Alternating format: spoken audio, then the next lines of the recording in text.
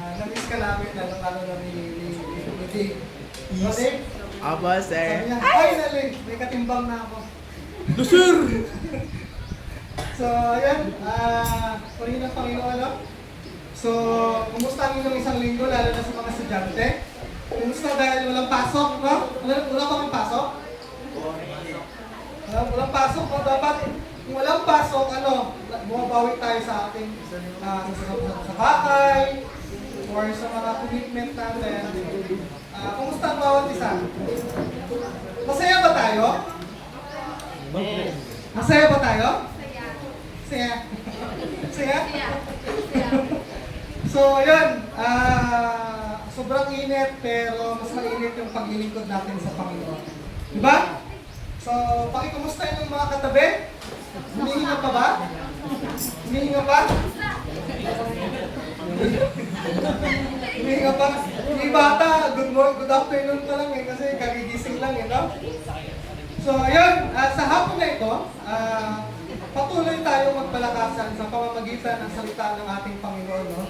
So, wala tayong ibang panghuhugutan or wala tayong ibang source ng ating strength spiritually, physically, emotionally, kundi ang salita ng Panginoon. Di ba? At sa hapon na to, ang pag-uusapan natin ay live by faith. Wow! Ibig sabihin yan, sumama daw kayo kay Faith sa bahay nila. Di ba? Live by faith. Pag sinabing live by faith, ano ibig sabihin nito? Mabuhay ng may pananampalataya. Hindi naman sinabing mabuhay na may pagkain, di ba? Ibig sabihin, kung walang makain sa bahay, tuloy pag-serve kay Lord, di ba? Hindi naman sinabing live kapag ka okay yung family, di ba? Kapag ka malakas tayo, ibig sabihin, araw-araw daw mamuhay tayo sa pamananampalataya. Diba? So, yung background ng title natin ay nakikita niyo ba yung tao? Amen. Diba? So, kung titignan niyo yung tao na yan, anong unang marirealize niyo? Kung kayo mismo yan, tao yan. Problemado po. Eh, paano mo nalaman? Naglalakad lang siya. Mag-isa lang siya sa mga. Bakit? Gusto niyo bang maglalakad-lakad? Kasama ba yun? Ha? Ano lang? Diba? Peace. Faceless boy, sir. Ano to eh? Buhangin to yung isda doon po sa unahan. Ay, kala ko ice. So, ano, pag tinitingnan niyo yan, masaya ba siya o hindi? Hindi. Di natin sure. Naglalakad siya, sir. Naka-jacket po. Diba? Ata. Hindi naman siguro nag-thirst trap yan, Dave, no? Diba? So, kapag tinitingnan natin, halimbawa tayo yung tao niyan, habang naglalakad ka ngayon, imagine nyo, bawat isa sa atin naglalakad na solo lang, walang kasama. Ano yung sasabihin mo kay Lord? O ano yung idadaing mo kay Lord? Magpapasalamat ka ba kay Lord? May ilalapit ka ba kay Lord? May gusto ka bang mapagtagumpayan sa buhay mo? Minsan no, pakiramdam natin kapag mag-isa tayo ay walang taong sumusuporta sa atin, walang taong pumapansin sa atin, nakakaramdam tayo ng kabigatan. Pero sa mga panahong yun, doon tayo maging sigurado na namumuhay tayo sa ating pananampalataya. Na hindi natin kailangan na ma-discourage sa ibang tao, na kahit na ganito yung mga taong kasama natin sa bahay, sa school, sa trabaho, sa church, patuloy tayong nananampalataya at lumalakad tayo doon. Hallelujah! Kaya ba natin manampalataya kahit na hindi natin ka-close, hindi natin kasundo, hindi tayo na-encourage sa mga nakikita natin? Kaya ba natin? Yes. Hallelujah! So, ano ba itong live by faith? Daily life guided by trust in God, not being limited by what can we see, feel, or understood through natural senses. Ibig sabihin daw ng faith ay daily life guided. Pag may problema tayo, pakiramdam natin, hindi tayo guided ng Holy Spirit, no? Pakiramdam natin, kapag hindi okay yung buhay natin, may problema tayo, hindi maayos yung environment natin, ang daming problema, pakiramdam natin ang hirap magtiwala sa Panginoon. At doon tayo nanghihina. Pero pag sinabi kasi live by faith, daily, ano ibig sabihin ng daily? Araw. Diba? Araw-araw. Diba? Guided by trust. Ano yung nag-guide sa atin? Yung pagtitiwala kay Lord. Ano ba yung nag-guide sa atin para magpatuloy? Kasi masaya tayo dito sa church na to. Kasi may ginagawa tayo dito. Kasi dito yung kaibigan natin. Kasi kilala niyo yung pastor. Kasi close niyo yung mga leader. Bakit? Bakit tayo nandito? Lagi mong tandaan na dapat nandito ka kasi nagtitiwala ka kay Lord. Nagtitiwala ka kay God. Walang ibang rason. Hallelujah! At not being limited. Ibig sabihin, hindi ka dapat nalilimitahan sa mga nakikita mo, nararamdaman mo, yung mga bagay na hindi mo naiintindihan. Minsan kasi, kapag hindi natin nakikita yung gusto nating mangyari, nadi-discourage tayo, nanghihina tayo. Kapag kayo pakiramdam natin, feeling natin, ay, hindi ako napansin, ay, hindi ako nabigyan ng oras, ay, hindi ako napakinggan. Alam. Di ba? Ano ba? Minsan hindi natin naiintindihan. Bakit every Sunday gusto mong mag-church? Bakit every Sunday gusto mong pumunta ng church? Bakit kapag Sabado gusto mong umaten? Bakit gusto mo parang lagi kang sa church? Hindi mo maintindihan. Minsan hindi mo rin maintindihan. Bakit parang lagi mo magsimba? Bakit parang bigat-bigat pumunta ng church? Di ba? Pero ano? True natural senses. Ano ba yung mga senses natin? Feelings. Ha? Touch, taste, Hearing. sight, Smell. smell, Hearing. ano ba? Hearing, ano ba? Umami. So yung mga senses na yun, di ba? So, sabi sa Hebrew 11 verse 2, pinalugdan ng Diyos ang mga tao noong unang panahon dahil sa kanilang pananampalataya. Pag sinabing pinalulugdan, anong ibig sabihin nila? Kung nakikita ka ng Panginoon ngayon, pinalulugdan ka ba ng Diyos? Grabe yung mga hindi sabihin. Talagang, kung hindi na siya puti. Dahil baka lang kapag guided by trust. Diba? Diba? Kinalulugdan ng Diyos. Diba? Tingin nyo, kung nakikita ka ng Diyos ngayon, kinalulugdan ba yung pananampalatayang meron ka? Ibig sabihin, kinalulugdan, natutuwa, proud sa'yo, kumbaga nakikita ka niyang maayos sa pananampalataya mo. Kinalulugdan, kumbaga parang pwede kang ipagyabang. Di ba? So, dahil sa kanilang pananampalataya, so nung unang panahon pa, sino ba yung mga kilala niyo nung unang panahon? Alexander the Great. Ha? Alexander the Great, sino ba? Si Adam tsaka si Eva. Simula pa lang sa kanila, kinalulugdan ng Panginoon yung mga nananampalataya sa kanila. Wala nang ibang kinalulugdan ng Panginoon. Kahit na anong gawin mo, anong kabalahan mo, perfect attendance ka, mapagbigay ka, lahat.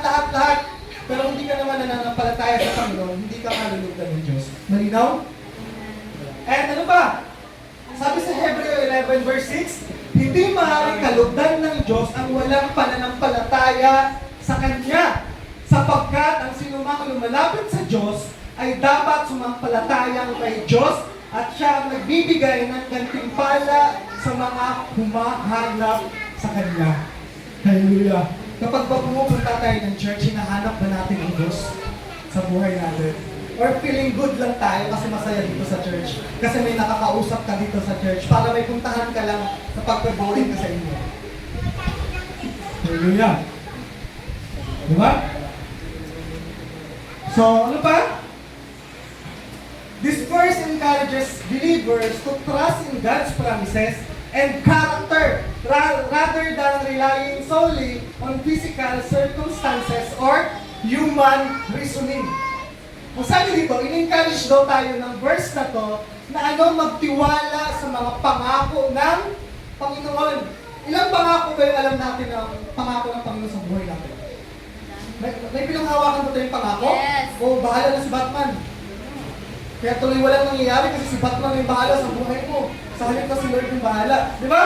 May pinanghawakan mo na yung pangako ng Panginoon? Amen. Pinanghawakan mo ba na kayang i-provide ni Lord yung pangangailangan mo? Pinanghawakan mo ba na kayang i-ready ni Lord yung future mo? Kaya ayusin yung family mo? Diba? Pinanghawakan ba natin? Or parang wala-wala lang? Pinanghawakan mo ba na kayang baguhin ni Lord tong taong to? Kayang palaguin ni Lord yung simbahang to? Diba? Kayang pagalingin ni Lord yung sakit na yan? Pinanghawakan ba natin yan? Amen. Opo, nakahawak lang, pero unti lang. So, ano pa? And,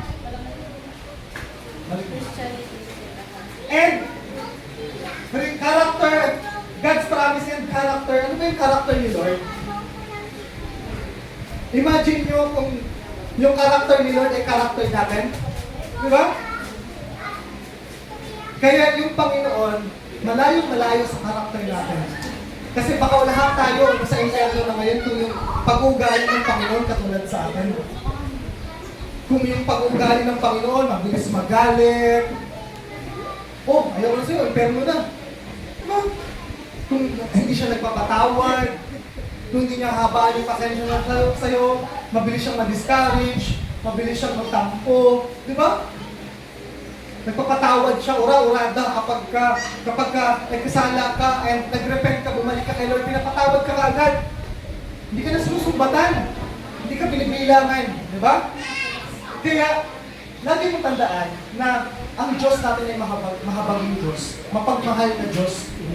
Hallelujah. Lumapit at lumapit ka lang sa Kanya. Kaya ka niyang bigyan ng joy, ng peace. Na ano pa? Kaya ka niyang provide ng lahat ng pangangailangan mo. Magtiwala ka lang sa Diyos. Hallelujah! At ano pa?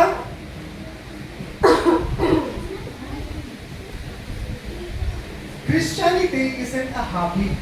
It's a lifestyle. Yung bang sa atin, hobby-hobby. Ano yung pagka feeling good, punta sa church. Kasi hawak mo yung time mo daw.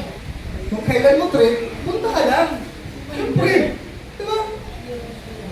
Hawak mo yung oras mo eh. Diba? Kasi ano ba yung hobby? Yung hobby kasi natin, yung ang saya kapag ginagawa natin, yung parang nakakaramdam tayo ng kagaanan, kaya natin ginagawa. Pampalipas ng oras, or ito yung nagiging stress reliever mo, di ba? Ito yung hobby na parang paulit-ulit mong ginagawa lang, pero hindi naman lifestyle mo or hindi mo naman yung araw-araw na ginagawa. Diba? Halimbawa, yung hobby mo, mas madalas ka pang tumitingin sa phone mo kaysa magbasa ng Bible. Eh dapat yung lifestyle natin, mas lagi tayong nagbabasa ng Bible. Pero ang hobby mo, diba? Kukuha nyo, lifestyle. Ibig sabihin ng lifestyle, ano? Every daily na ginagawa mo. Hindi pwedeng nagtitiwala ka sa Panginoon ngayon, tapos darating na week, parang medyo mahirap-hirap yung sitwasyon ko. Diba? Hindi ka muna, nagpahinga ka muna. Diba? Alam niyo ba na kung kailan may problema, doon mo dapat ipakita yung pagtitiwala mo sa Panginoon. Paano man subukan yung pagtitiwala mo sa Panginoon, eh kung hindi mo na matimbang yung oras mo, hindi mo na mabigyan ng oras si Lord. Paano mo sabing, Lord, mahal kita. Diba? Ano ba? Many people admire the idea. They find it inspiring. Nakaka-inspire daw yung live by faith. Diba, pag nabasa nyo kanina, live by faith, oh grabe no, mamuhay sa pamamagitan ng pananampalataya. Diba, pero, but they don't look at walking by faith as something they themselves would want to do. Diba? So parang nakaka-inspire, nakaka-admire na, oh, live by faith. Pero ano, nagka-problema na. Nanghina-hina na, nag-discourage na, nagsisipiti na, di ba? Nag-alon-alon na. Hahanapin mo yung sarili ko. Nahanap ba natin yung sarili natin? Mas lalong nawala pa. Ganyan mo, ina-invite ko na, tara, church tayo. Tara na. Hindi. Pagka-okay na ako. Ano nangyari? Kapag lumalayo tayo sa presensya ng Panginoon, hindi mo makikita yung sarili mo.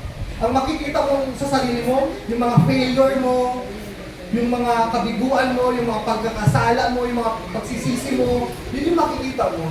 Hallelujah! Di ba? Nakaka-admire na live by faith, nakaka-inspire kung ano, live by faith, pero ano, hindi natin nakikita yun, na parang kailangan talaga natin gawin.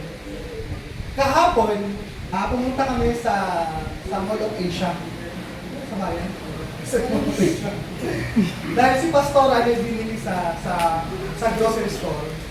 Ngayon, dahil si Judah, ay kilala niyo naman si Judah, di ba? Yung pinakamabait naming anak, na kapag ka dinala mo dito, uupo lang siya dyan maghapon. Hindi siya tatakbo talaga. Di ba? Pag dinadala namin dito. Ngayon, si Judah ay, alam niyo naman na nag-aaral siya, kahit kami mag-asawa, nagugulat na nakakayanan namin yung 17K a month ni Judah. Hindi na namin pinag-uusapan yung pera mag-asawa eh. Mami, may pasok si Judah bukas. Gagano'n namin si Mami. Saan tayo kukuha natin? Bahala na. Di ba? Nung Friday, wala kaming pera talaga. Tapos biglang dumating yung isa sa mga boss ng Bucor. Tapos sabi niya, Daddy, kunin mo yung sasakyan dito. Eh, kinuha ko sa office yung sasakyan. Hindi kami nakapag-usap na may klase pala si Judah. Tapos, sabi ko, hala, paano yun? Hindi si Mami nag-iwan ng pera. Nagulat ako, may na-receive akong 1 card sa Gcash ko. Tapos akala ko, dahil naiwan ni Mami yung cellphone niya sa sasakyan, akala ko galing sa kanya yung pera. Nagulat ako na may pera palang isisend kay Mama, sa Mama ko, na Gcash yung gagamitin ko kasi wala siyang Gcash. Kaya pinahiram mo na ni Mama sa akin. And that time, sabi ko, akala ko talaga galing naki-Gcash si Pastora para ipadala sa akin pambayad ni Judah.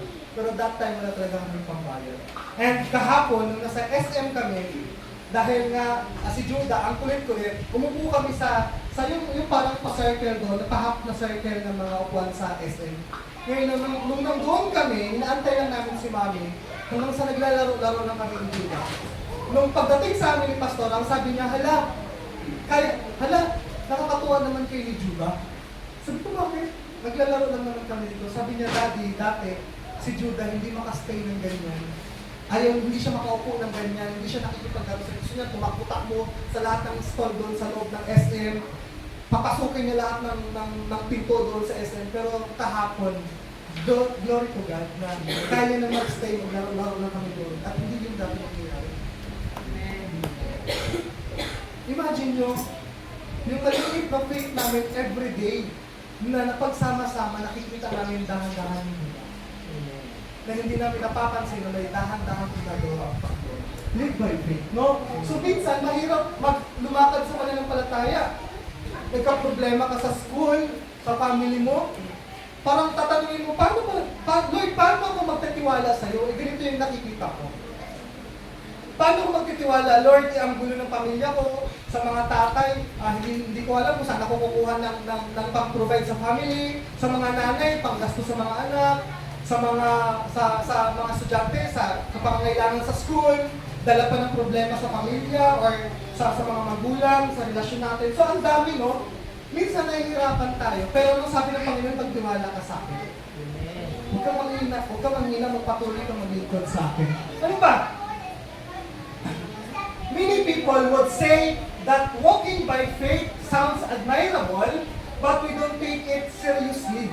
Hindi kasi natin sinuseryoso yung live by faith. Ang gusto natin, live by faith, pero may ginagawa tayo. Lord, tulungan niyo po Panginoon na makabili kami ng ganitong bagay. Pero anong gagawin natin? Taman ko kaya? Makatayaran ko naman ito. Live by faith, pero tayo yung kumikilos. Yes, gusto nating mamuhay sa pananampalataya, pero gumagawa tayo ng paraan para makuha yung gusto nating mangyari. No? Hindi naman masama yung bagay na yun, pero minsan nagiging kabigatan sa atin. Di ba? Ano ba?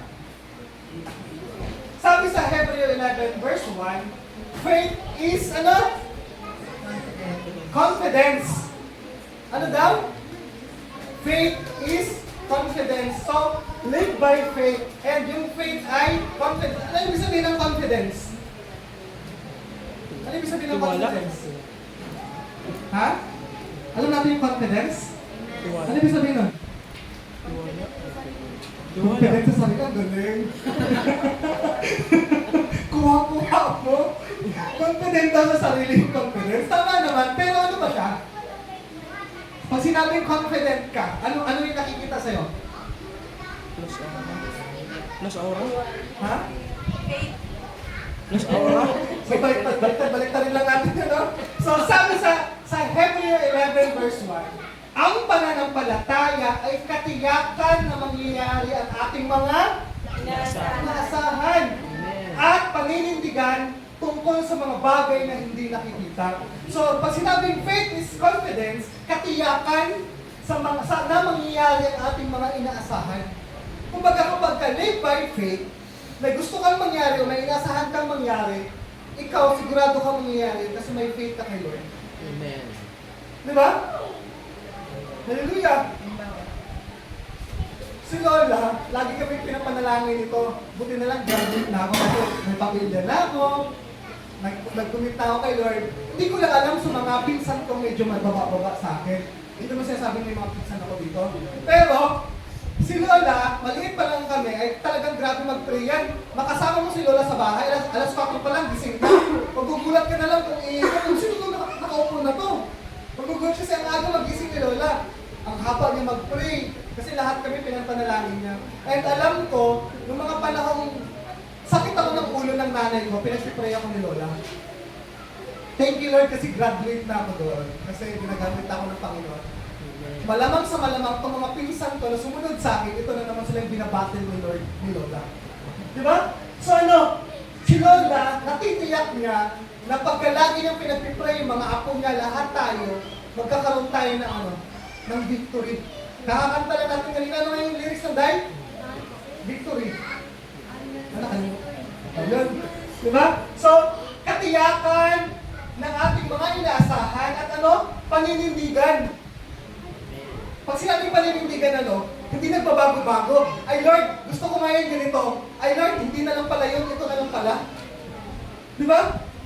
Bago-bago, ibig sabihin paninindigan ka, natitiyak mo yung mangyayari at saka yun talaga yung gusto mong mangyari. Di ba? Tungkol sa mga bagay na hindi hindi nakikita. Bulag ba to? Kasi yung mga bagay na to, hindi pa nangyayari, hindi abot ng ating mga mata. Di ba? So, ano pa? Walk by faith, not by sight. Diba? We say that Christian faith is based on belief of which we are convinced. Kumbinsido ka ba sa mga bagay na naasahan mo gagawin ng Panginoon sa buhay mo? Live by faith. Faith is confidence. And yung confidence mo, convince ka.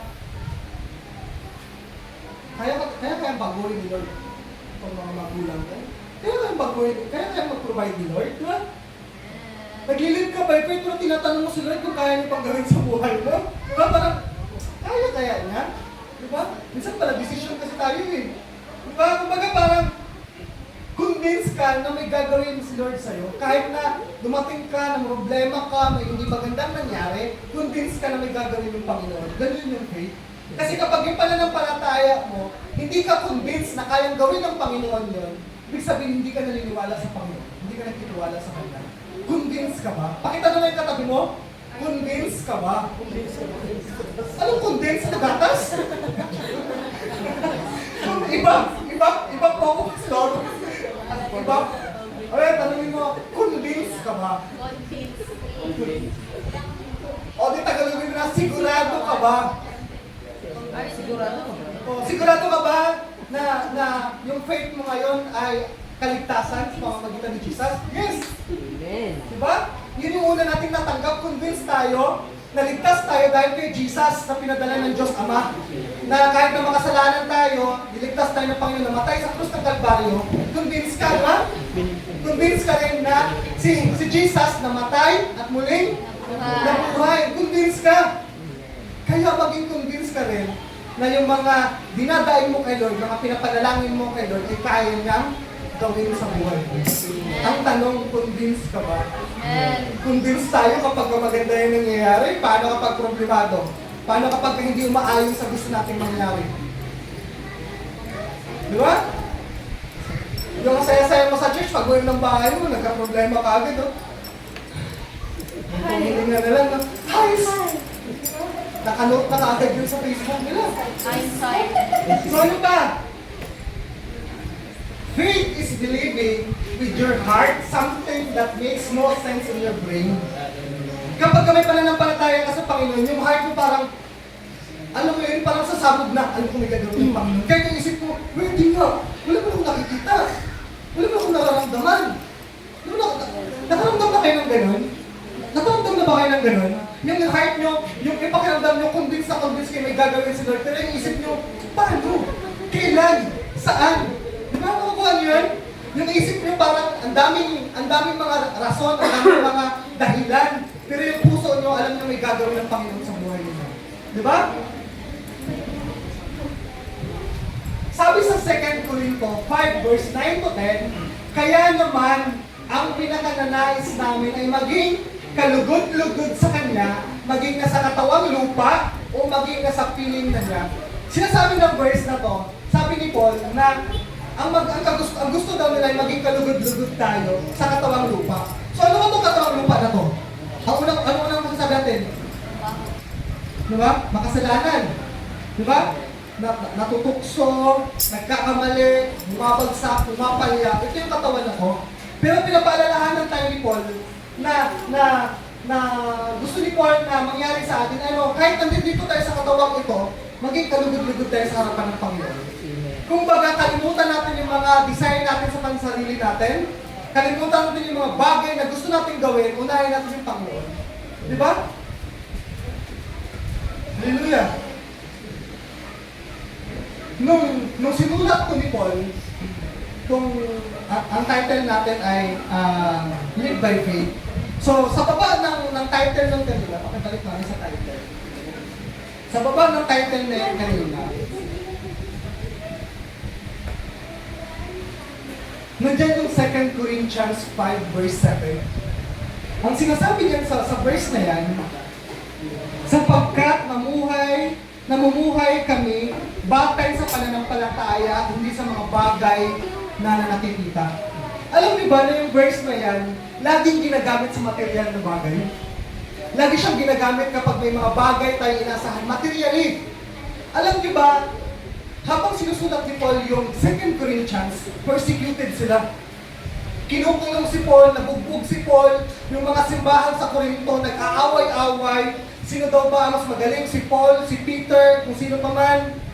Hindi sila nagkakaintindihan. Church by church, sa loob ng church, nagkakasagutan, nagkakatampuhan, nag-aaway-away. Ganun yung nangyayari sa Corinthians habang sinusulat ko ni Paul. Pero, mistakenly, nagagamit natin siya as material things. Yes, may gagawin ng Panginoon, kaya mag-provide ng Panginoon ito. Pero, ang pinakapunto dito ni Paul, ay ang relasyon natin sa bawat isa as a Christian.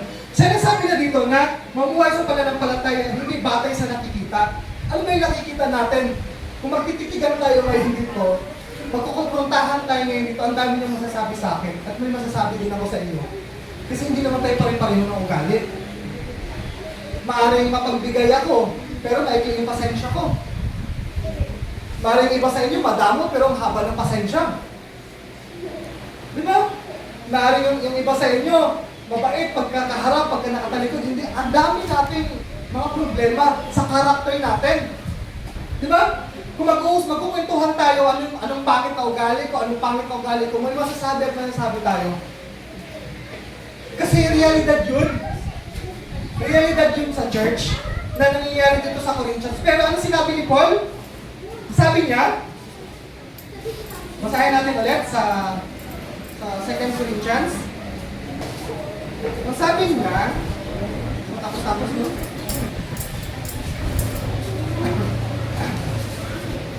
Wala na. Ang sabi niya, sapagkat namumuhay kami batay sa pananampalataya. Kasi kahit na may mga pangit tayo na ugali bawat isa, pero kung nananampalataya tayo kay Lord, nagpapatuloy tayo, hindi tayo nag-discourage sa mga pag-uugali o mga attitude ng bawat isa. Kasi nakatingin ka kay Lord. Amen. Perfect si Lord. Walang kamalian si Lord. Amen. Tayo, yes. Meron. Pero sinasabi dito ni Paul, mamuhay tayo na may pananampalataya, hindi sa nakikita natin. Kaya kung ano man yung buhay ng tao na yan, nadi-discourage ka man sa kanya, may mga bagay na nagawa sa'yo na kinatampo mo. Pero ano siya sabi dito, mamuhay ka sa pananampalataya. Magtiwala ka kay Lord. Kasi sa kanya ka naman naglilingkod, hindi sa tao. Akala natin, sinusulat to ni Paul kasi kulang sila sa pagkain, sa financial. Hindi. Sinulat niya to kasi nagkakagulo yung mga taga-Corinto. Alam niyo ba, doon sa panahon na nito, ang yaman nila, para tong tourist destination tong lugar ng mga to, sa panahon na to. Hindi sila kulang sa pera o anuman. Kulang sila sa pagtitiwala sa Panginoon na kaya silang ayusin ng Panginoon na part. Diba? Kasi kung pagkukwentuhan natin, yung bawat isa sa atin, ang dami nating masasabing hindi maganda. Pero pinapaalalahanan tayo ni Paul sa pamamagitan ng salita ng Panginoon, na huwag mo nang isipin niya, patuloy ka magtiwala tumingin sa akin bilang Diyos mo. Hindi ka mag-discourage. Diba? So balik tayo sa verse na yon. Sabi dito, sa 10, sapagkat lahat tayo'y haharap sa hukuman ni Kristo at tatanggap ng nararapat ayon sa ating mga gawang mabuti o masama nang tayo'y nabubuhay pa sa katawang ito. Kaya sinasabihan tayo na nahayaan mo lang yung tao na yan kasi lahat tayo haharap sa hukuman ni Kristo. Doon natin malalaman yung mga mabuting gawa o masama. Yun doon sa judgment na yun, doon tayo hahapulan ng Panginoon. Kaya habang namumuhay tayo sa mundong to, magtiwala tayo sa Panginoon. Huwag tayong padala sa mga tao na nado-discourage sa faith natin o napanghinaan tayo. Magpadala tayo doon sa pananampalataya natin na totoo yung Diyos natin pinagliliburan. Amen? Amen. Huwag tayong panghinaan ng loob. Diba? Hallelujah! Ten, ten, ten. So yan, welcome kayo. Salamat dahil ang aga niyo for next Sunday, pero welcome pa rin kayo. So sinasabi dito na ano, balik mo sa line, Mami. Diba, kung bubuhay natin, kaya naman ang pinakananais namin ay maging kalugod-lugod. Kumbaga, maging kalugod-lugod tayo sa harapan ng Panginoon na hindi tayo affected sa mga tao sa paligid natin. Kasi na kay Lord tayo nakatingin. Diba? At sa 10, bakit natin hayaan lang yun? Kasi sapagkat lahat tayo'y haharap sa hukuman. Kung yung tao na yan may kasalanan sa'yo, pananagutan niyo na yun sa Panginoon. Hindi mo na pananagutan yan. Ang pananagutan mo ano? Hindi ka nagpatawad. Hindi mo siya binigyan ng chance. Hindi pananagutan mo sa Panginoon. Pero kung ano yung nagawa niya sa'yo, na hindi siya naging aware, nasaktan ka niya, pananagutan niya sa harapan ng Panginoon. Kaya kung nagtatamad-tamaran tayo, mas busy tayo sa mga hobby natin, pananagutan natin kay Lord yun. Hindi niyo pwede sabihin si Pastor kasi, Lord, hindi niya ako niyaya yung Sunday. Nakatulog ko sa ako, Lord, hindi mo na ako ginising ni Pastor. Hindi ko na pananagutan yun. Kayo na yun. Di ba? Hindi pagdating sa langit, hindi tayo magpapasapasahan, hindi tayo pwede magsisihan. Ano? Si Noel kasi, hindi niya ako niyaya pag Sunday, tuloy hindi ako nakakasimba. Pastor, tuwing Sunday, inaantok ako, gusto ko matulog na lang, kaysa doon ako sa simbahan, nakaibig-ibig. Parang hindi mo pwede magsisihan doon. Hindi ko pwedeng ituro kung sino sa inyo dahil sa pananampalataya apektado ako. Kung ano yung ginawa ko dito sa lupa, kung nag-inom-inom ako, nagsugal-sugal ako, pagdating kay Lord, ito na to ha, paltong-paldo. Diba? Maring happy-happy ka dito. Diba? Maring dito, talagang grabe yung pagtugtog mo, Lord, I surrender to you. Pagdating doon sa bayo. Bahala ka na. Panatugtog mo na kay Lord yun. Hindi ako nagkulang sa paalala. Nagka-problema ka, biglang hihiram ka na naman ng lakas ng loob sa alak or ano pang bagay na ginagawa mo para mawala ka doon sa pagka-stress mo. Pananagutan mo na sa harapan ni Lord yun. Hindi mo pwedeng sabihin na kulang kasi sa encourage si Kuya Ian sa akin, Pastor. Magkasama naman kami lagi sa simbahan, pero hindi niya kayo encourage na talikuran ko na yan, iwasan ko na yan, huwag na ako manood ng mga ganyan. Hindi mo pwedeng sabihin kay Lord yun. Lahat ng yan, sisingilin sa'yo ni Lord, harap-harapan, face to face. Diba? Kung pumaldo ka dito, pamaldo ka rin doon. Okay lang sana kung ang pagpaldo mo ay sa karya ng Panginoon. Paano kung hindi? Sabi ng LGBTQIST, doon na kami sa rainbow, mga slide. Diba? Kasi daw, dito sila makakarating sa heaven. Kaya hanggang rainbow na lang daw sila mag-slide. Eh paano, langit at lupa lang. Hindi ka pwede masabi, Lord, nasakit, asama ng pakiram, asama ng puso ko, Lord. Kasi hindi naman nag-sorry si Pao sa akin. Sikip-sikip ng dibdib ko, Lord. Hindi ko siya kayang patawarin kasi siya naman yung may kasalanan. Kasi hindi siya nag-sorry sa akin, hindi mo pwede sabihin kay Lord yun. Amen? Hindi mo pwede isisi yung mga pagkukulang mo sa harapan ng Panginoon. At saka, pagdating sa harapan ng Panginoon, hindi mo pwede sabihin, Lord, promise, Lord, magbabago na talaga ako. Bigyan mo ako ng second chance.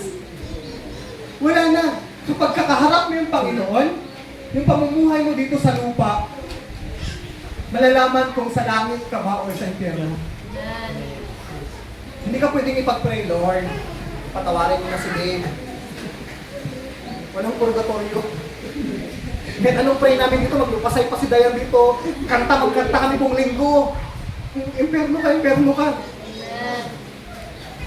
May nabasa ba kayo sa Bible na may ibang pupuntahan na maliban sa langit at lupa? Wala. Sure tayo dito. Kapag langit ka. Pag impyerno ka. Pero hindi mo pwedeng sabihin na dahil sa taong to kaya hindi ka lumago, dahil sa taong to kaya hindi ka nagpatawad, dahil sa taong to kaya hindi ka nagbago. Pananagutan mo ang sarili mo sa ginagawa mo sa harapan ng Panginoon. Hindi tayo pwedeng magtulakan doon. At saka, pag sa harapan tayo ng Panginoon, hindi tayo group church. Oh, Christ the Healer Church, pila na kayo na. Hindi, isa-isa tayo. Oh, itong church na naman na to So next, hindi, isa-isa tayo. Isa-isa tayo maharap, hindi ito group project. Diba? Hindi ito by group. Personal to. Pastor, nakakatakot naman yan. Ano nakakatakot kung tunay ka na nanampalataya sa Panginoon? Hindi ka matatakot kung tunay yung pagbabago, yung repentance mo sa Panginoon. Kasi ang repentance ay pagbabago ng sarili. Ang repentance, hindi yung, sorry Lord, hindi ko na uulitin. Hindi yung repentance. Ang repentance ay binago mo yung sarili mo. Di ba? Hallelujah! Amen? So ano ba? Walking by faith lead us directly into the path of people who aren't yet interested in Jesus. Ibig sabihin daw ng walk by faith, napupunta tayo sa mga ibang tao na hindi interested kay Jesus. Yung faith na meron ako, halimbawa, dahil yung anak namin ay nag-aaral dyan sa Seminaryo de San Jose. Ngayon, nung unang buwan namin dyan, unti lang yung mga bata na nag-i-enroll. Unti lang yung mga bata nag-i-enroll dito. Kasi may mga ibang schools silang pinag-i-enrollan ng mga anak nila na mas maganda daw doon. Tapos, kami ni Pastora, dyan namin i-enroll si Juba. And, dyan kami dinala ng Panginoon. Kasi may ginamit yung tao para malaman namin yung yan. And, yung iba, mas may marami daw magagandang school. And, napabalitaan namin, yung mga school na to na iba, ay ang dami nilang problema doon. This week, nakarang week lang, napansin ko, ang dami pumapasok na bata na dito sa Lindigas. Ang dami ng kaklase ni Juba. Sabi ko, bakit kaya ang dami na namin nag-aaral dito? Yun pala, napabalitaan nila na ang ganda pala ng pamamalakad dito sa Lindigas. Nililipat nila yung anak nila dyan. Ngayon una, hindi nila ganong pinapansin kasi maliit lang daw yung school, bago lang daw yung school, ganito, ganyan. So sana tayo, yung paglilingkod natin, yung pananampalataya natin, yung pag-walk natin by faith, nakaka-apekto to sa mga tao sa paligid natin. Hallelujah! Hindi lang to pang sarili mo. Di ba? Hindi lang to para sa'yo. Kaya nga tayo magiging ilaw at asin. Nakakain na ba kayo ng isda na pinirito na walang asin? Anong lasa? Anong lasa bro? Yung nagprito yung lola mo tapos walang asin. Matabang. Nasa isda. Oh, nakatikim na kayo ng sinabawan na walang asin? Yes. Lasa. Inasis na. Matabang, hindi mo yung lasa, di ba? Tubig na. Naalala ko nung kumakain kami doon sa Aguldan pa ako, niyaya kami ng teacher namin. Sabi niya, doon na kayo kumain sa amin kasi lagi namin katropa namin eh. Mas mag-aano ako, magsasabaw ako, di sumabaw siya. Eh gutom na gutom kami kasi agriculture kami, nagbubukal kami ng lupa, nagtatanim kami ng palay, di ba? Di gutom na gutom kami. Pagdating ko sa bahay nila, dahil nga nakakatakam talaga, puno-puno ng laman yung kaldero. Kumuha kagad kami, lalo-lalo na ako, nasando kagad ako, ang daming sabaw ko. Paghihigop ko, walang lasa. Tapos, gusto ko may dura. Kasi wala talaga lasa. Kaiba talaga yung lasa. Gusto ko may dura, pero nakatingin yung ma'am, sabi niya, sarap no? Tapos lahat kami nagtititigan. Yung iba naman hihigop din sa buong. Gusto rin tumura, pero nahihiya kami kasi niluto ko yan. Kanina pa ako nagluto na. Ang aga-aga ko pang gumising para magluto para sa inyo. Hindi talaga kaya. Grabe talaga. Nung pagtali ko, pinagdurahan kami lahat. Doon namin nalaman na may sakit pala siya. Bawal siya sa asin. Anong sakit ngayon, ha? Bawal siya sa asin? Pag matanda na? Stroke. Eh, parang ganun. Basta bawal siya sa asin, nililimitahan siya. Walang asin yung kakainin niya. Sobrang walang lasa yung pagkain. Grabe. Kahit anong sarap ng luto, o kumpleto yung mga likado, walang asin. Iba talaga. Di ba ako anong nasa buwan? Pag walang asin? Matabang. Hindi matabang ha? Matabang. Yung isda kapag pinrito mo kami, yan walang asin, ang tabang yan. Hindi mo malasahan. Kaya sinasabi na maging asin tayo para ano? Maging maalay. Oo, maging maalat. Hindi walang ligo ha? Hindi walang ligo ha? Kumbaga, yung mga tao sa paligid natin, nalalaman nila na Christian tayo, katulad ng pinikwento kami ng pastora. Di ba? Nagtitinda ng ice cream, malay mo, next Sunday, libre na yung ice cream dyan. Di ba? May narinig niya kasi, uy, bakit ako nagtitinda ng ice cream, Sunday meal, dapat nagsisimba ako. Di ba? So, palakpakan natin si Noel. Kasi, after 10 years ba na? Ha? Dati mapayat-payat pa si Noel nung huli kong kita eh. Ngayon, taba niya na eh. Malusog siya lalo. Pero thank you Lord mo sa buhay mo, no? Hindi pa huli ang lahat. Nakabukas ang palad ng Panginoon para tanggapin ka at alugay ka. So, hindi yung mga taong hindi pa interested kay Lord, yun yung makakahawa ng live by faith natin. Di ba? Amen? So, naalala ko, si Dayan tsaka si Mark, kaibigan mo ba itong dalawa na to? Oh, sino nag-invite sa kanila? Si Ate Julie. Sa Ate Julie nga. Di ba? Kung gusto mo na kayo, masunod na lang. Si Dayan. Di ba? So, magkatrabaho kasi si Mark at saka si King. Ngayon, siguro nagkakwentuhan tong dalawang to, ay church kayo sa amin. Kaya napunta dito si Pao. So, ganun dapat tayo, no? Na kapag nakikita tayo, ang unang nasi-share natin about si Lord sa buhay, di ba?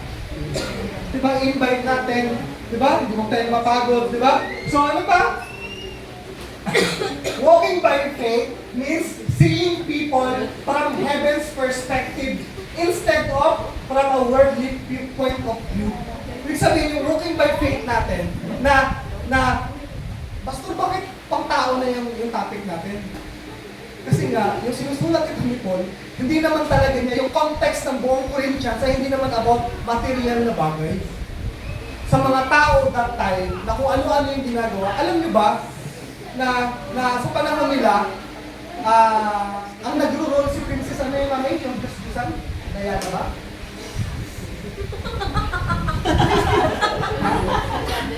Goddess? Hoy, totoo! Sa panahon na ito may goddess. Ngayon, kaya sinabi ko ni Paul sa part na to kasi pinaparating nila dito na okay lang na mabuhay kang Kristiyano tapos gawin mo yung mga makasalanang bagay na tuloy-tuloy pa rin. Basta may goddess sila that time na nagro-rule that time. yung mga 50-50 yung faith nila, kinoconvince nila yung mga Christian na makinig tayo, kinoconvince nila yung mga Christian na okay lang maglingkod ka kayo kasi tuloy mo lang yung mga ginagawa mo hindi maganda. Pinaghalo lang. Okay lang yan. Mag-church ka mag-church ka dito, mag-ganyan-ganyan ka, tapos gawin mo lang yan, mga bagay-bagay na, wala, okay lang naman yan. Okay lang yan, ay pagsabayan. Di ba? Okay lang yan. Sino na dito naghalo ng tubig tsaka mantika?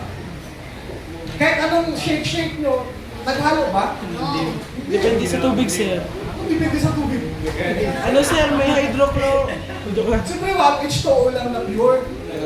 Diba? Hindi. So, hindi natin pwedeng ipagsama yung magiging standard natin sa mundo sabay naglilingkod tayo sa Panginoon. Darating ang panahon, i-give up mo yung isa. Darating ang panahon, ma-realize mo na hindi mo pala kaya, diba, mag-serve ng dalawa. Kaya nung unang nandito kami, ay nag-church kami kila Pastor Mar pag umaga, dito kami paghapon. Pero nung nag-commit kami dito ng full time, diba, sabi namin, ay, magpapastor tayo, mami. Hindi pwede na hati yung oras natin. Kasi magiging pastor kami dito, nahati yung oras namin. Kaya nag-decide kami mag-asawa na magpaalam doon at mag-full time dito. Kasi mahirap, di ba? Mahirap maging double standard tayo. Na-affirm tayo ng mundo, pagka para kay Lord na, doon naman tayo kay Lord. Isa-isa lang. Di ba? Ano pa? When you see that the world is spiritually as well as materially populated, every aspect of life looks different. Ibig sabihin, kapag nakikita natin itong mundo spiritually, okay? Hindi yung mga material na bagay na nakikita natin, magiging iba yung tingin natin sa mundo ko. Kumbaga, alam natin na may Diyos na nakakakita, may Diyos na tumitingin sa atin sa mundo ko. Di ba? Nung nasulat yung sino nakakalat ng Old and New Testament na Bible? Siyempre, yung Old Testament, Old yun. Yung New yun. So, ilang taon yung pagitan ng Old Testament sa New Testament? Ilang taon? 400 years, sir. Ang bilis ng research, oh. 4,000. No, 4,500. 400 yun. 4,000. Ay, di ako sure. Sabi ako sure. So, ganun katagal. Ilan? Secret sila. Gusto nyo ng ayos? Ha? 400? So, 400 years. Para mas maintindihan nyo, yung nasulat yung Old Testament, makinig kayo para maintindihan natin na halimbawa, lahat ng nakaupo dito ay Old Testament kayo. Lahat ng nakaupo dito ay ano? All. Ay, nauto nila, oh. Grabe. New Testament na. Talaga tayan. Siguro yung goddess natin talaga, tayan na talaga yun eh. So makinig, imagine nyo, ito yung Old Testament, lahat na nakaupo dito, dito naman ay New Testament. Nung sinulat yung Old Testament, yung prophecy nga mangyayari sa New Testament, yung pagdating ni Jesus, kumbaga, that time ay ginagawa ng Panginoon yung lineage ni Jesus and sa pamamagitan, kumikilos si Lord from Old Testament. Pastor, saan isisingit yung 400 years? Yan, ito na yung awang na to. Nung pagtapos ng Old Testament, nagkaroon ng 400 years na walang intervention si Lord. Ano ibig sabihin nun? Walang pakialam si Lord sa mundo. Bahala kayo mamuhay dyan, magsugal kayo, mag-adultery kayo. Walang ginawa si Lord for almost 400 years. Hindi siya gumawa ng miracle, hindi siya nag-prophecy, wala siyang ginawa ng mga tao na mag-spread ng gospel, wala siyang ginawa for almost 400 years. Ngayon, pagdating ng New Testament, Dahil yung mga tao that time, kung ano-ano na pinaniniwalaan nila, kung ano-ano yung nangyari sa kanila, pagdating ng New Testament, dumating si Jesus.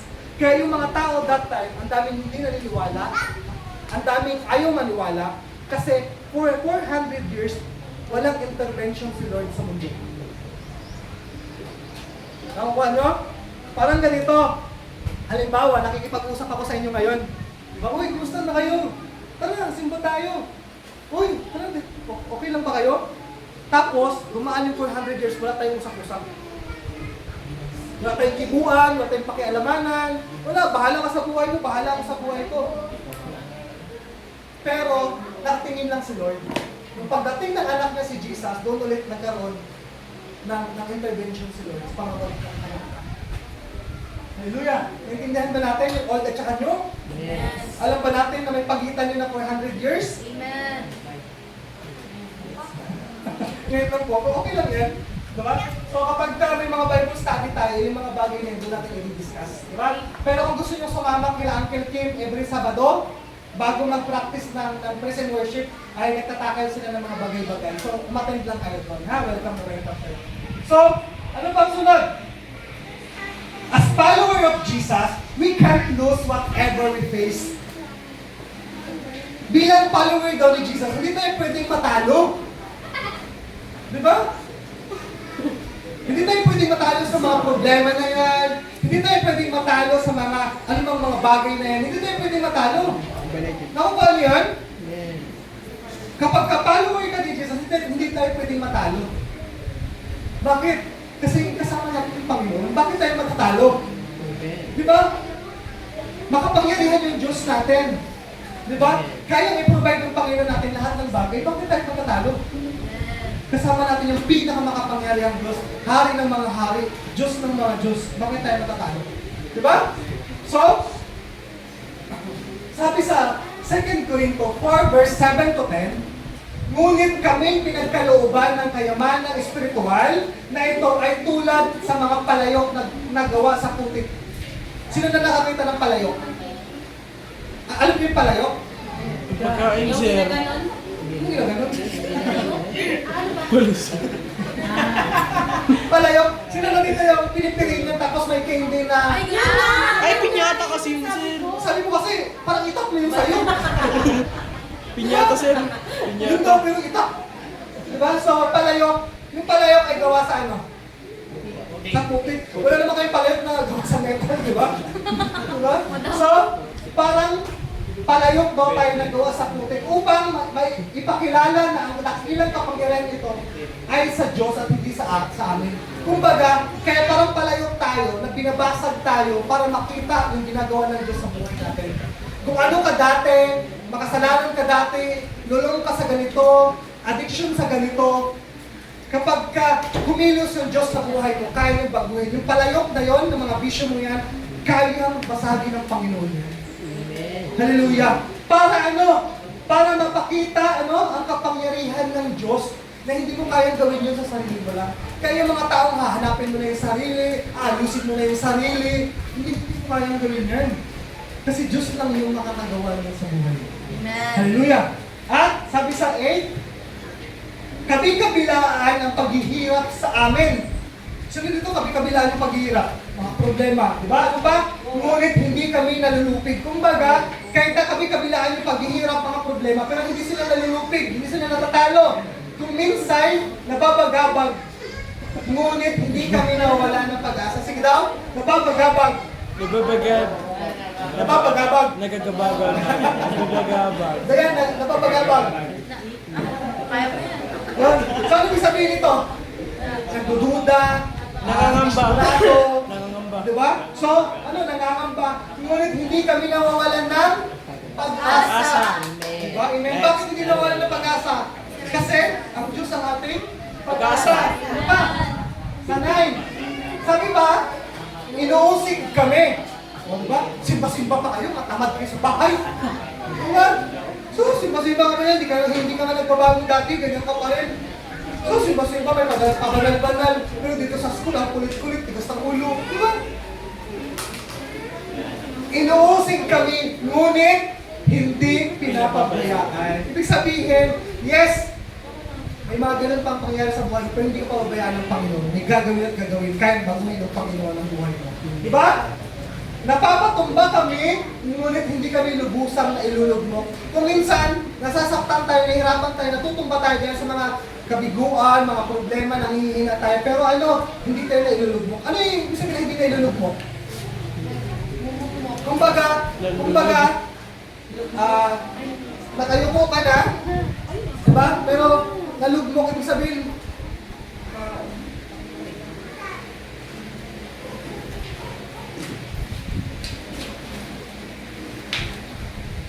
kumbaga, minsan natatapa tayo, natutumba tayo, pero hindi tayo na ilulugmok. Ibig sabihin parang wala ka ng pag-asa. Kung parang, halimbawa, sino na dito yung may piso na laglag, tapos matadampot mo pa yun. Pero yung piso na, yung putik-putik na lupa, yung binaon mo doon yung piso, nagigets nyo? Yung binakal mo doon para hindi makuha ka agad. Ganun, nalugmok. Kumbaga parang wala ng pag-asa, hindi mo na kayang bumangon. Pero ano, kahit na natutumba tayo minsan, pero yung Diyos ang ating kalakasan, kaya hindi tayo makailulog. Sa 10, ano ba? Lagi namin taglay sa aming katawan ang kamatayan ni Jesus. Diba? Namatay si Jesus Christ para sa ating kasalanan. Nabayaran niya na tayo, tinubos niya na tayo. Diba? Upang sa pamamagitan ng aming katawan ay maihayag ang kanyang kabutihan. Kumbaga, ay buhay. Kumbaga, namatay na yung dating tayo. Diba? Namatay na yung dating ikaw, yung makasalanan na ikaw, yung mga mabisyosong ikaw, yung mga hindi magandang ugali na ikaw, namatay na yun. Kasama sa pagkamatay ni Jesus Christ. Binayaran niya na yun. Kaya yung mga, ngayon ikaw, bago ka na, convince ka ba? Pakita na yung sarili mo. Convince ka ba na bago ka na? Sabi yung mukha ni ko sa akin, pag tinanong niya sa akin, Pastor, convince ka ba na nabago na ako? Hindi ko rin alam ko eh. Kayo makakasagot dyan eh. Diba? Parang convince pa kayo na nabago ako? Alam na alam mo sa sarili mo. Diba? Ano pa? People who walk by faith don't lose heart even when life is collapsing around them. Yung mga namumuhay sa pananampalataya ay hindi nawawala ng pag-asa sa kanilang mga puso kahit na yung nangyayari sa kanilang buhay ay problema, kakafusan, hindi maintindihan, pero patuloy tayo naniniwala sa Panginoon. Hallelujah! Amen? Patuloy tayo namumuhay at nagtitiwala sa Panginoon. Conclusion. Malapit na tayo. Sa conclusion na tayo, di ba? So, to walk by faith, not by sight, means to face difficulties with katatagan. Amen. Di ba? So, ang pag-walk daw sa faith, at hindi sa ating paningin, ay ano? Kaharapin yung mga problema na may ano? Katatagan. Matatag ba tayo sa pananampalataya natin? Amen. Matatag ba tayo? Amen. Yes, matatag? No. So matatag, knowing that God uses the tough times to grow Christ-likeness in us. Ano daw? Christ likeness. Yung mga difficulties sa buhay natin, harapin natin na may katatagan para mapakita, ginagamit ng Panginoon yun para mamuhay tayo ng Christ-like. Hallelujah! Ibig sabihin, yung mga problema na pinagdadaanan mo, gusto mong pagtagumpayan, pinapakita dyan na yung pagbabago ng buhay mo na maging katulad ni Jesus Christ. Kaya kapag nahihirapan kayo, ipakita nyo na namumuhay tayo katulad ni Jesus, doon mo patunayan na nabago ka na hindi na ikaw yung dating pahina-hina, pawalang gana, nadidiscover. Hallelujah! Ano pa? To walk by faith, not by sight, means engaging with people as the most serious earthly matter we will ever encounter. Minsan kasi kapag nahihirapan tayo makisalamuha, makisama sa mga taong nakakasakit sa atin, ang hirap mag-walk by faith kasi nadi-discourage tayo sa tao. Totoo ba? Diba? Pero pinapaalalahanan tayo na kahit na ano pa yan, sino pa yung tao na yan, patuloy tayong maging engaged sa kanila, magkaroon ng relasyon. Diba? Na Sila yung pinakamahalaga dito sa mundo ko. Hindi mahalaga yung, yes, mahalaga na sa pamumuhay natin, pero mas mahalaga yung kaluluwa ng bawat isa. Di ba? Kumbaga, pinapaalalahanan tayo na hindi material na bagay yung mas mahalaga. Yes, inaasahan natin yung mga material na bagay, pero sa hapon na to, gustong iparating sa atin ng Panginoon na mas importante yung mga kaluluwa natin. At lalong-lalo na yung mga taong hindi pa interested kay Jesus. Hallelujah! Ano pa? Sabi sa 2 Corinthians 4, verse 16 to 18, kaya't hindi kami nasisiraan ng loob. Kahit na humihina ang aming katawang lupa, patuloy namang pinapalakas ang aming espiritu araw-araw. Diba? Kahit na manghina yung ating katawang lupa, patuloy namang pinapalakas yung ating mga espiritu. Hallelujah! Si Lola Daddy, ilang taon niya na Lola? 18, di halata, parang 79 lang, di ba? So, mahina si Lola sa katawan, ang dami, yung tuhod niya, masakit na, ang dami niya nang dinadamdam, ang bagal niya nang maglakad, medyo nahihirapan na siyang tumayo ng tuwid, nanghina na siya. Physically, yung katawang lupa niya, pero yung spiritual ni Lola, pag samasamahin tayo dito, kayang i-cover ni Lola yun. Amen? Glory to God. Di ba? Ganun yung pananampalataya ni Lola. Sa kabila na yung katawan niya, tumatanda na. Tayo nga, lalakas pa natin, pero mas tamad tayo eh. Tayo nga, ang dami nating magagawa. Ang lakas-lakas natin. Nakakalakad tayo ng maayos. Di ba? Nakakakain tayo ng maayos. Okay tayo. Kompleto yung pangangatawan natin. Hindi pa sumasakit yung tuhod natin. Yung balikat natin. Malakas pa yung boses natin. Pero ano? Baka mas tamad pa tayo kay Lola. Diba? So, pinapaalalahanan tayo na ano? Pinapalakas tayo ang ating spirito araw-araw. Kaya, kung paano tayo pinapalakas ng Panginoon, sabayan natin ng ating mga galaw. Sabayan natin ng ating mga lakas. Mga bata pa tayo dito, oh. Kayang-kaya pa natin, di ba? Kayang-kaya pa natin kumanta, tumaas ng kamay, sumayaw sa Panginoon, di ba? Yes. Kayang-kaya pa natin, pero kapag Sunday, may putok ba yan? Hindi mo maganda yung amoy? Kaya hindi mo taas yung kamay? Yung boses ba? Yung boses, may nakapara ba dito? Kaya hindi makakanta ng maayos? Bakit? Tinatamad tayo madalas? Di ba? Paano yun? Tinatamad tayo. Di ba? So, pinapalakas tayo araw-araw nating espiritu. Kaya kahit manghihina yung ating katawan, kahit tinatamad ka, mas bigyan pansin yung espiritu na namumuhay sa'yo na bilit na galing kay Jesus. No? Ano pa? Sabi sa 17, ang bahagya at panandaliang kapighatian na dinaranas namin ngayon ay magbubunga ng kagalakang walang hanggan at walang katulad. So maaaring nahirapan ka ngayon, pero panandalian lang yan. Halimbawa, dito sa mundong to, nabuhay ka ng 100 years. Pagkatapos nito, mabuhay ka na forever sa langit o imperno ng ilang libong taon. Di ba? Ipagpapalit mo ba yung 100 years sa 1,000 years sa langit? Sa imperno? Di ba? Sa imperno na tayo, wala na yung hugot-hugot doon ay nagbago na pala to, nagbago na, lalagay ka na sa heaven. Wala na. Kapag sa judgment, sa imperno ka, hanggang tuloy-tuloy na yung forever na walang katapusan na kapighatian yun doon. Kaya huwag natin ipagpapalit yung pamumuhay natin ngayon na ini-enjoy natin, na hindi natin sinusunod yung kalooban ng Panginoon para sa walang hanggang kapighatian sa impyerno. Lahat tayo gusto ng Panginoon na magbago at mamuhay ng kaaya-aya upang makasama niya sa langit. Yun yung magiging goal natin. Na hindi tayo nadi-discourage sa anumang mga bagay dito sa mundo, sino mang tao dito sa mundo, kasi ang goal natin ay tanlangit. Hallelujah! Naintindihan ba natin? Yung taon natin dito, walang katumbas yan sa taon na gugugulin natin sa langit. Pero walang katumbas din yan sa taon natin na gugugulin sa impyerno kung hindi tayo mag-repent at bumalik sa Panginoon. So sa 18, ano sabi? Kaya ang paningin namin ay nakatuon sa mga bagay na hindi nakikita at hindi sa mga bagay na nakikita, sapagkat panandalian lamang ang mga bagay na nakikita, ngunit walang hanggan ang mga bagay na hindi nakikita. Palakpakan niya akong Panginoon. Diba?